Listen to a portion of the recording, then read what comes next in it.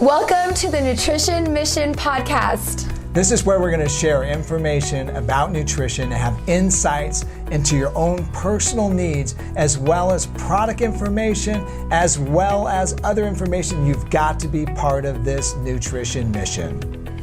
This is the official Clark's Nutrition and Natural Foods Market podcast. And we've been helping people live better lives since 1972. We're on a nutrition mission. Join us.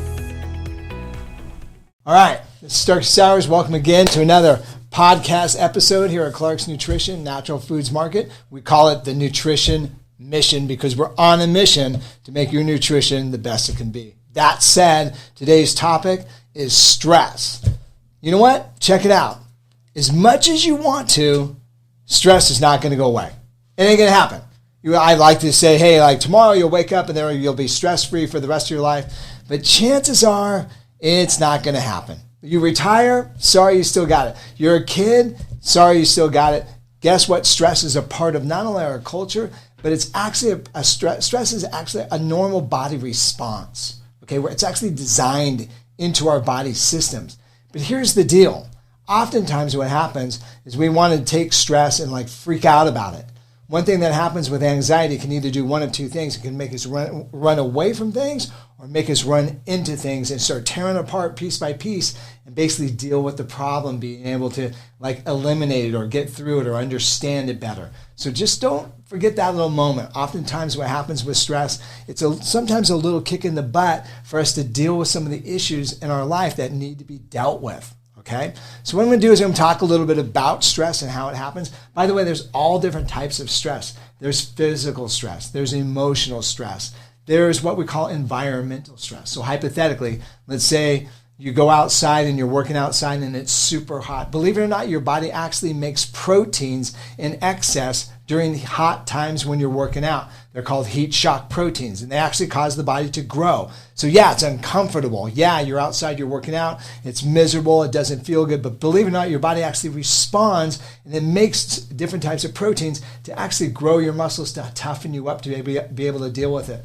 My son-in-law at one point lived upstate New York. He lived in Watertown. Believe it or not, they call it Watertown for a reason. So one of the things that happens is there's wet. There's either snow, there's rain, there's ice, it's freezing. And so one of the things he was doing, he was actually in the military and he was doing cold weather training. So there's different types of enzymes that kick in when you're in cold weather. And so you've got to like be outside exposed. And yeah, that's a stressor, but guess what? Your body learns how to adapt. Adaptation is really the key. So when it comes to emotional stress or any type of mental stress, adaptation, once again, is what we're going to be looking at today. Kind of like how to make your body be able to adapt, be able to deal with the stress that you're going through. Obviously, don't forget, sleep and rest are critical components to helping you adapt. All right? So let's talk about this whole stress moment. Years ago, a gentleman actually put together a stress model, and he called it GAS. Kind of sounds kind of fun, but it's not a digestive order. It's actually another syndrome. It's called General Adaptation Syndrome. And in that General Adaptation Syndrome, basically what happens is you start off with what is known as the alarm phase. So you're going along, life's good, and all of a sudden a stressor comes by.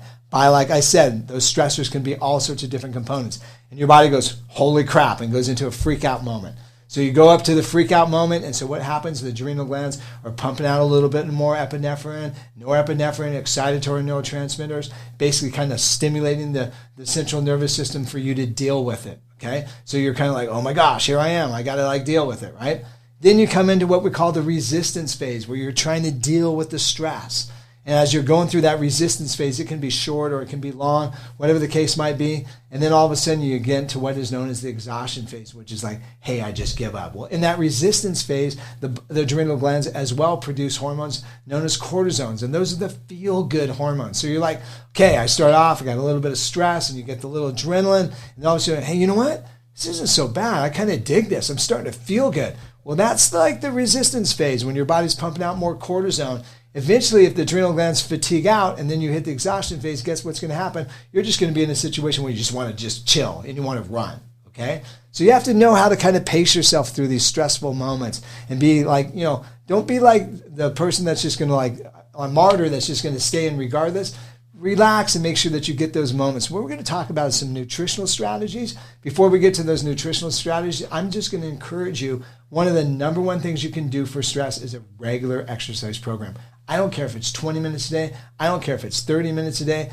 Whatever your body seems to tolerate, whether it's walking, lifting weights, or whatever seems to work, be real consistent with an exercise program for 30 days. And guess what? It's going to make a huge difference for you for sure. All right, so let's talk about the nutritional part of how you can handle stress. I've got a couple notes here, so I want to make sure that I kind of cruise through those and take care of those properly. So one of the things I think of stress is this, the adrenal glands being a critical component. So what happens is the foods we eat and the foods we consume become critical for helping us deal with everyday stress. That said, let's talk about some things. First of all, get rid of the junk food. You heard it once, now you heard it twice, get rid of the junk food. I know that's hard, especially if you're stressed out, you're on the run. Make wise choices in your choices for the day. Adequate protein becomes critical. Protein is what I call the stabilizer of the day. Breakfast, lunch, and dinner, you've got to have some protein. Simple things, a fistful of protein. So what's that? It's like 3 eggs. It's protein powder that fills the palm of the hand. The other thing that would be is like the size of a chicken breast, what you can grasp with your hands. All right, so if you're a vegetarian, rice and beans, a fistful of each.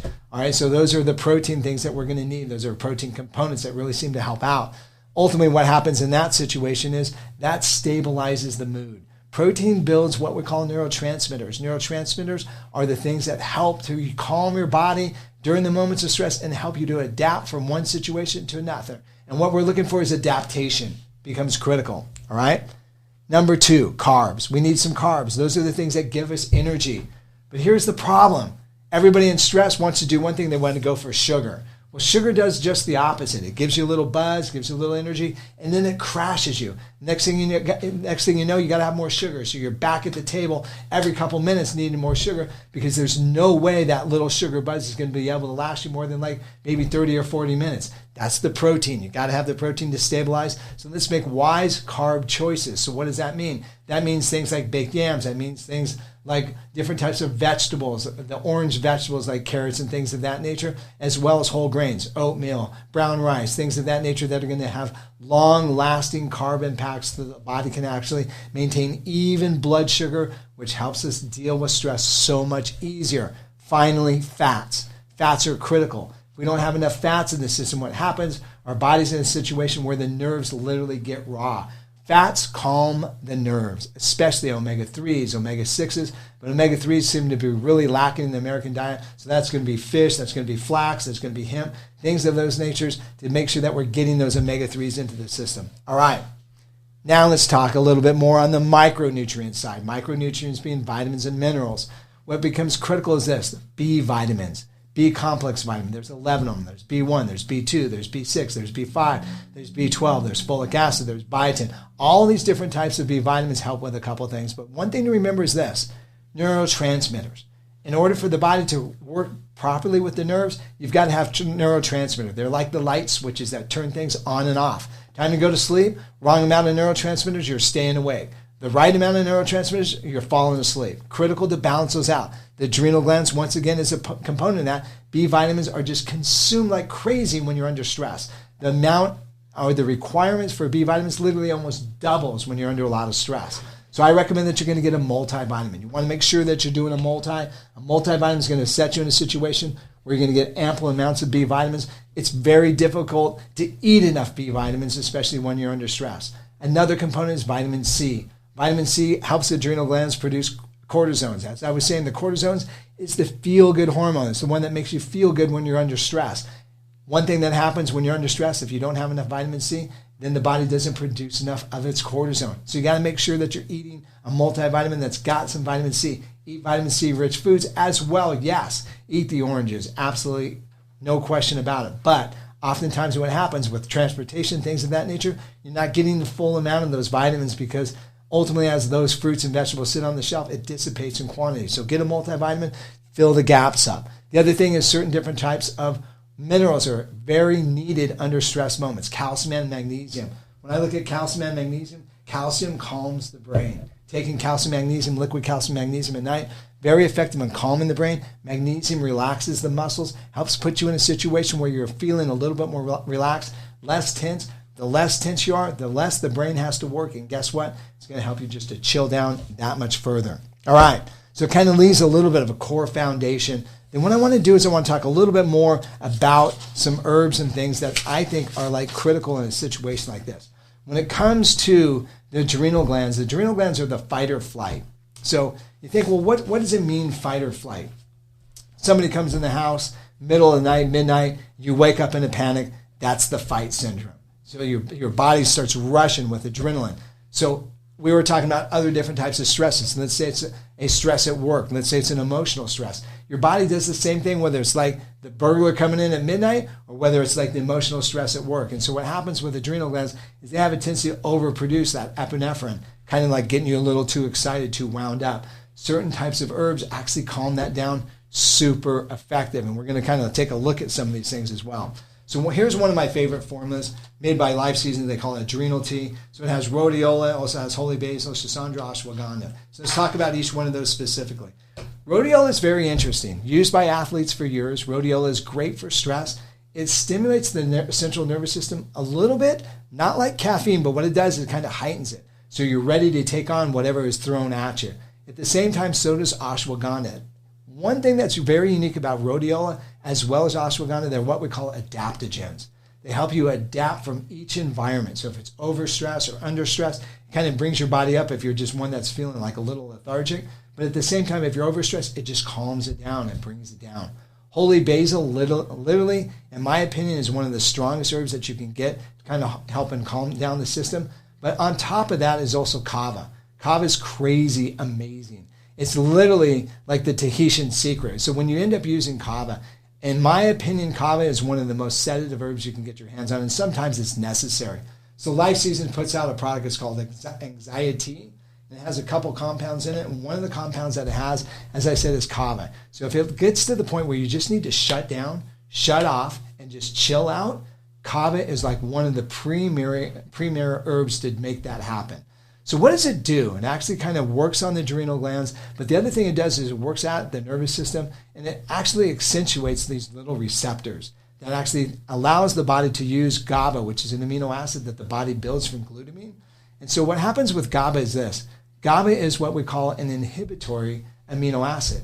What it does is it inhibits the nervous system. It calms it down, shuts the brain off, and puts you into a relaxed state. So let's talk about gabapentin type drugs. So when it comes to gabapentin drugs, you're going to end up in this situation where those gabapentin drugs are much stronger, but obviously become addictive. So those particular types of drugs oftentimes are things that people don't want to choose or use. Valium would be a good example of what a gabapentin drug is. All right? So we actually have the amino acid called GABA.